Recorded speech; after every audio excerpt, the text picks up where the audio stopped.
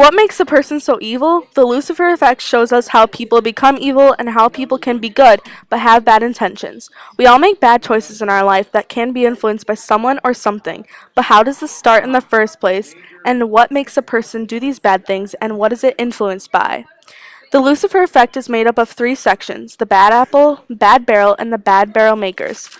The bad apple is the person that does the bad things. The bad barrel is a situation the person is put into.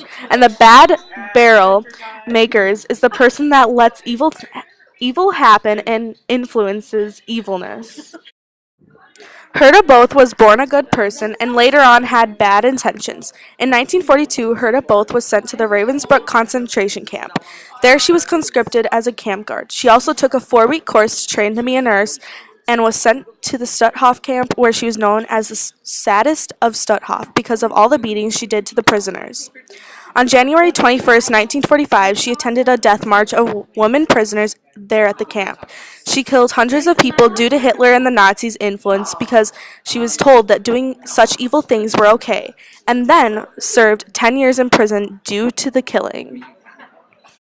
This is where the Lucifer effect comes into play. Was she born a bad apple or born good with bad intentions? I think she was born with some evilness, but as soon as Hitler influenced the evilness even more, especially at the concentration camp, her power came into play. Herta, in her later years, was interviewed and asked if she regrets killing the Jews. She said no, and this really proves how powerful the Lucifer effect can be.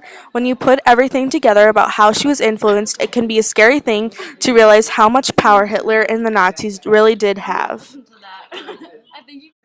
With the Lucifer effect, Herta Both was the bad apple that did the bad things.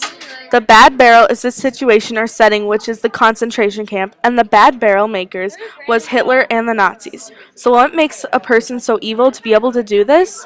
The propaganda that Hitler used to make the Nazis think that what they were doing was okay. Hitler was born good, but later became evil right away.